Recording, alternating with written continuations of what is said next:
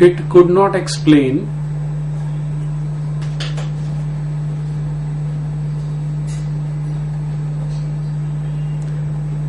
the observations of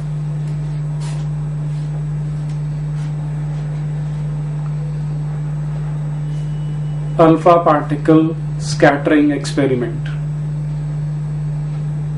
It could not explain the observations of alpha particle scattering experiment.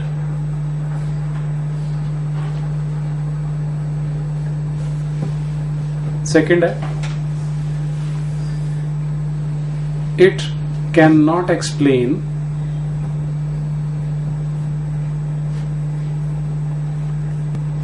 the origin of spectral lines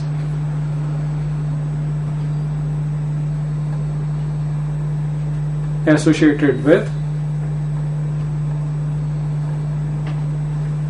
different elements.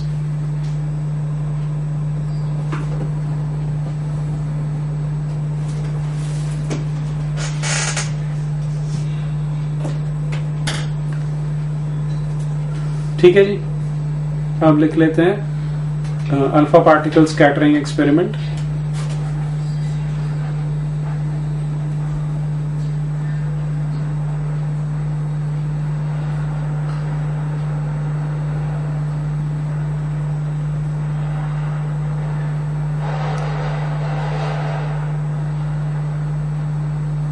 Alpha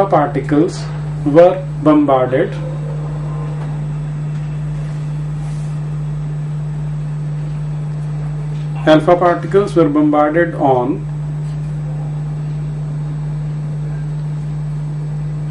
a thin gold foil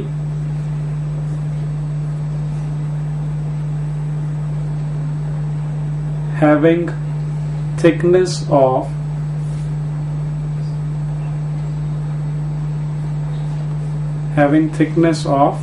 about 0.2 microns.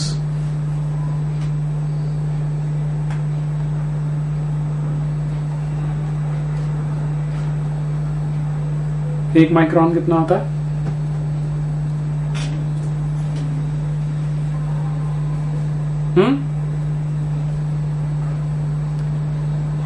आगे लिख लो bracket में. 1 micron equal to 10⁻⁻6 meters.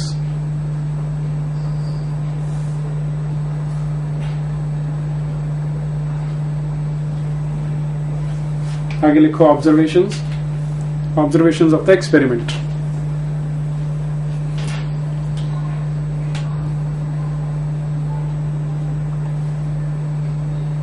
पहला है, most of the alpha particles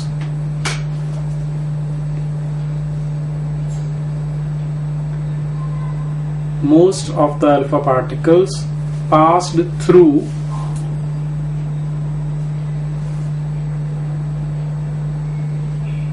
the gold foil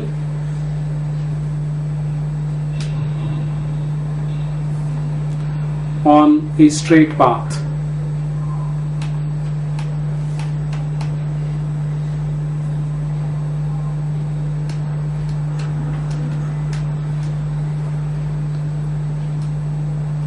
second लिखो,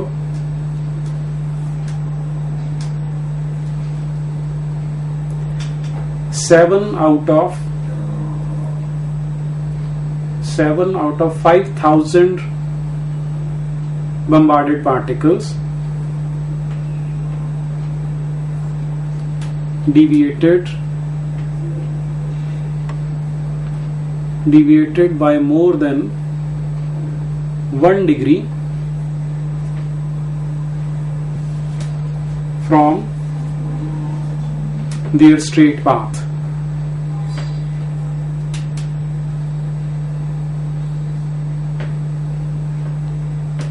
तीसरा है, about one in 8,000 particles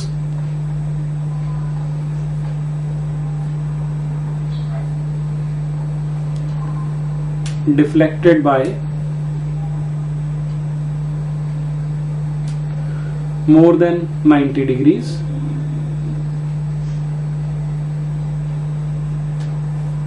and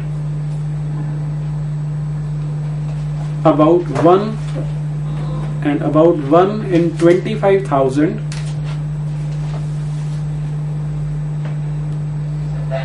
1 in 25,000 retraced its path.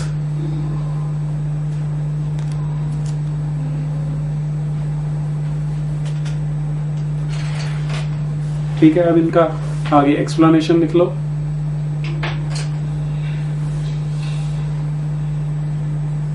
पहला है मैक्सिमम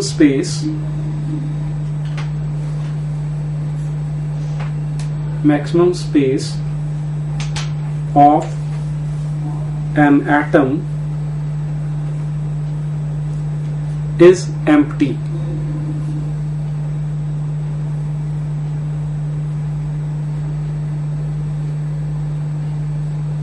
दूसरा है almost the entire mass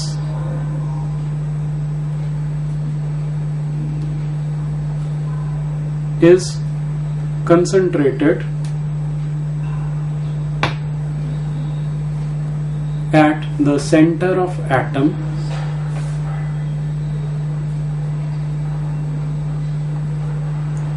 so that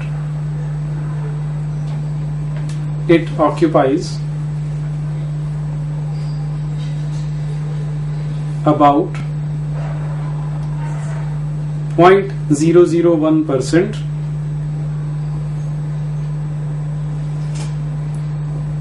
of the entire space of atom.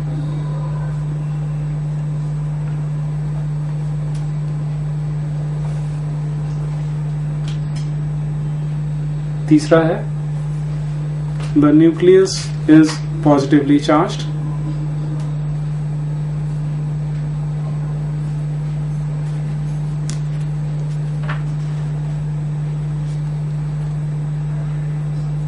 And electrons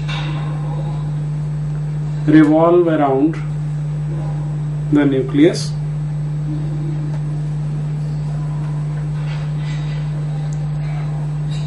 in circular orbits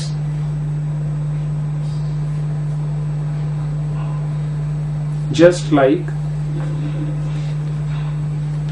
planets revolve around sun.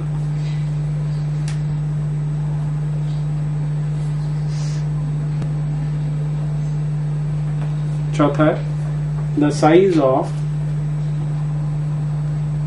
nucleus is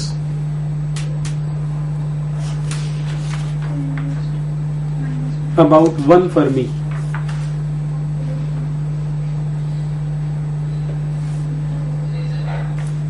FERMI 1 Fermi आगे bracket में लिख लेना equal to 10⁻⁻15 metres.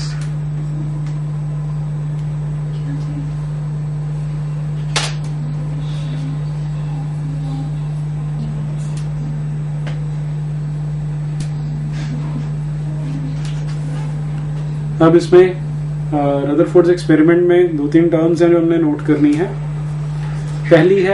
पहले लिख लो डिस्टेंस ऑफ क्लोजेस्ट अप्रोच. बोलो. मल्टीमॉलिक्यूलर और ये तो मल्टीमॉलिक्यूलर सिस्टम है ना. मल्टीमॉलिक्यूलर हम तो एटम्स की बात कर रहे हैं अभी. सर प्लैनेट्स के प्लैनेट्स हैं. हम इनको कैसे कंपेयर कर सकते हैं? क्यों नहीं कर सकते? क्यों गर्दन मत लगाओ. हाँ, इतने बड़े बड़े सन एंड प्लैनेट्स और ये इतने छोटे छोटे. हम सिमिलर बोल रहे हैं, कौन थोड़ी बोल रहे हैं. एक छोटा ट्रायंगल और एक बड़ा ट्रायंगल सिमिलर तो हो सकते हैं, होते ही है. मिस्टी में तो ये लिमिटेशन थी. अभी हम करने वाले लिमिटेशन है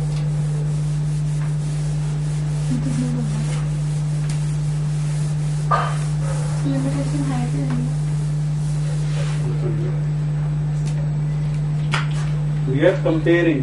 हम ये बोल रहे हैं कि सिमिलर है. इक्वल सिमिलैरिटी और कॉन्ग्रुएंसी में ही तो डिफरेंस होता है. वो ये तो नहीं कह रहे कि बराबर है। उसमें तो पॉइंट गलत था। उसमें तो पॉइंट गलत था, लेकिन देखते हैं भाई। ऐसा है, अगर हम ये कोई न्यूक्लियस ले रहे हैं, जैसे गोल्ड न्यूक्लियस था, तो हम कोई भी न्यूक्लियस ले सकते हैं। जेड किस चीज का सिंबल होता है? एटॉमिक नंबर का। तो यदि इसका एटॉमिक नंबर Z है, तो इसमें Z नंबर ऑफ प्रोटॉन्स होंगे। ठीक है, एक प्रोटॉन का चार्ज इलेक्ट्रॉन के बराबर ही होता है, तो उसे E से डिनोट कर लेते हैं, लेकिन ये प्लस में है। ठीक है, हम यहां से एक अल्फा पार्टिकल को भेज रहे हैं। अल्फा पार्टिकल पे कितना चार्ज होता है? 2 पॉजिटिव। तो इसे हम 2e पॉजिटिव कर लेते हैं। पर ऐसा मान लेते हैं कि हमने जब इसको लॉन्च किया है तो इसकी वेलोसिटी v के बराबर है। ठीक है, तो ये पार्टिकल सीधा इसकी ओर जा रहा है, तो जैसे जैसे पास जाएगा रिपल्सिव फोर्स है इन दोनों के बीच में, वो बढ़ेगी या कम होगी? बढ़ेगी। ठीक है, तो जैसे जैसे पास आ रहा है, due to increase in repulsive force उसे पीछे भेज रही है, स्पीड कम होती जाएगी। ठीक है, और कहीं ना कहीं आकर, क्योंकि बिल्कुल टच कर गया, तो दोनों का कूलम फोर्स का कितना मैग्नीट्यूड हो जाएगा? अगर डिस्टेंस 0 है तो इन्फिनिटी, वो पॉसिबल नहीं है। ठीक है, तो उससे पहले ही कहीं पर ये रुकेगा और यहां से रिबाउंड हो जाएगा। ठीक है, तो ये जो डिस्टेंस है, मान लो x0 है, ये इसको हम बोलते हैं डिस्टेंस ऑफ क्लोजेस्ट अप्रोच, कि वहां तक अप्रोच करता है, उसके बाद वो वापस आ जाता है। ठीक है, तो इस प्रोसेस में क्या हो रहा है? इनिशियली अगर हम डिस्टेंस इनके बीच में बहुत बड़ा मान लें, तो पोटेंशियल एनर्जी का फॉर्मूला होता है 1/4 pi epsilon not Q1 Q2 upon x। तो यदि x इंफिनिटी है, इनिशियल पोटेंशियल एनर्जी 0 है। ठीक है, और initial kinetic energy half mv² है। ठीक है, इसे v0 मान लेते हैं, v0² है। फाइनली जब यहां के रुक गया, तब काइनेटिक एनर्जी क्या है? 0। तो फाइनल काइनेटिक एनर्जी 0 है। फाइनल पोटेंशियल एनर्जी क्या होगी? 1/4 pi epsilon not Z 2Z into E upon x0, ये होगी। और यदि एनर्जी कंजर्वेशन लगा दे तो ये इसके बराबर होना चाहिए, तो half m v0² equal to 1/4 pi epsilon nought 2ZE², क्योंकि 2 बार ही आना था यहाँ पे, अपॉन x0। तो यहां से x0 आपके पास क्या आएगा? 4ZE² upon 4 pi epsilon not mv0²। ठीक है जी, कर लो नोट। हेडिंग है distance of closest approach.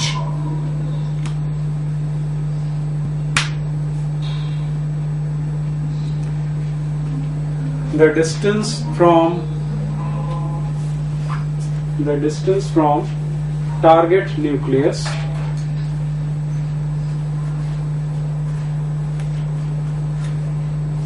at which the incident alpha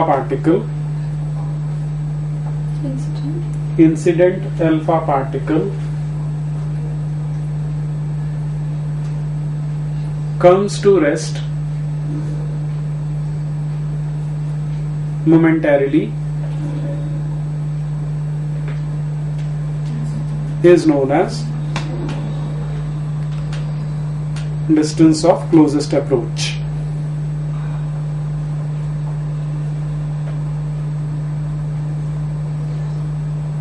ये नोट कर लो इसको.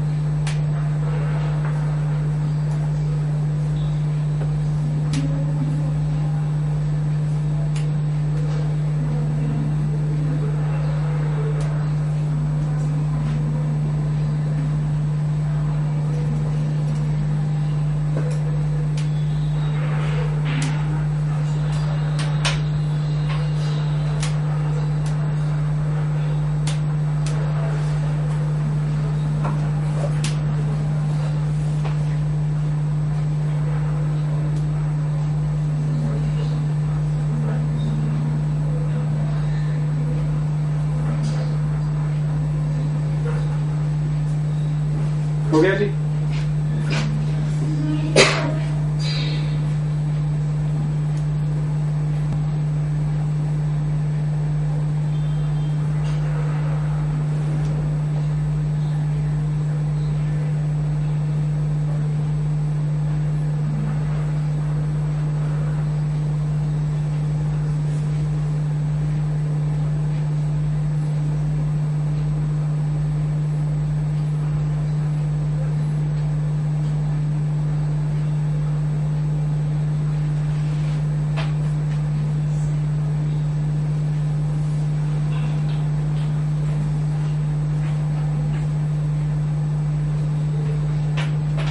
हो गया.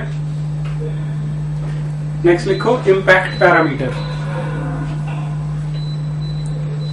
इम्पैक्ट पैरामीटर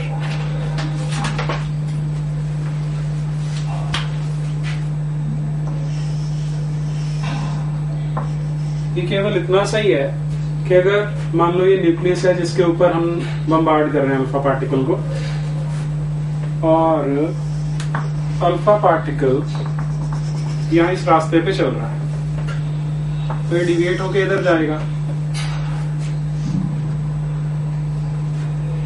इस लाइन से, जो इसकी सेंट्रल लाइन है, उससे जो अल्फा पार्टिकल के मोशन की लाइन होती है, उनका जो आपस में परपेंडिकुलर डिस्टेंस होता है, उसे बोलते हैं इम्पैक्ट पैरामीटर. देख लो पहले इसकी परिभाषा. The perpendicular distance, the perpendicular distance of the initial velocity vector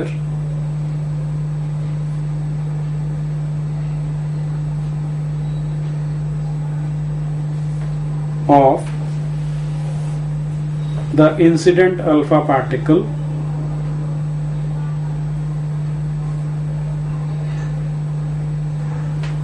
from the central line of nucleus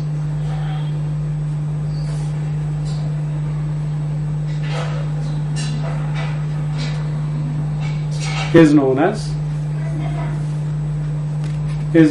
impact parameter.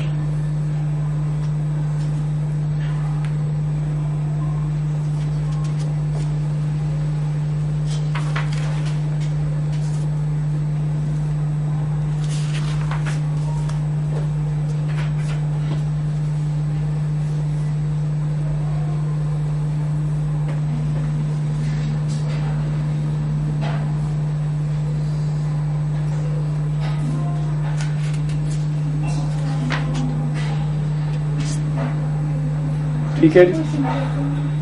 Symbol impact parameter का सिंबल स्मॉल बी होता है.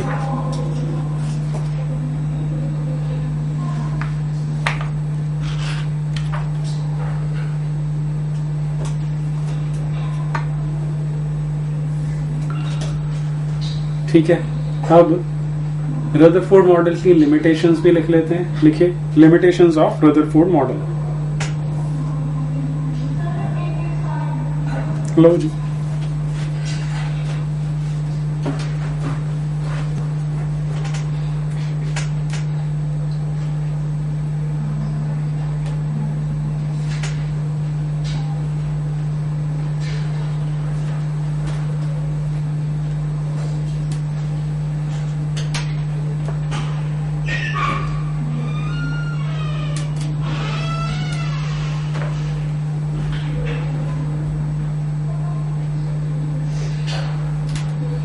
देखो जी,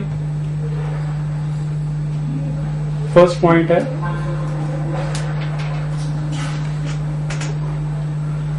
since an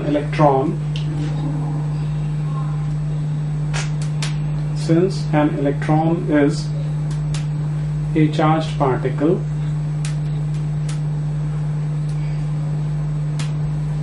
therefore it will emit energy in form of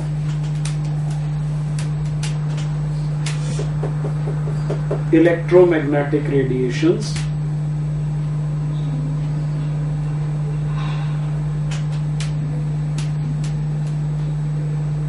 during its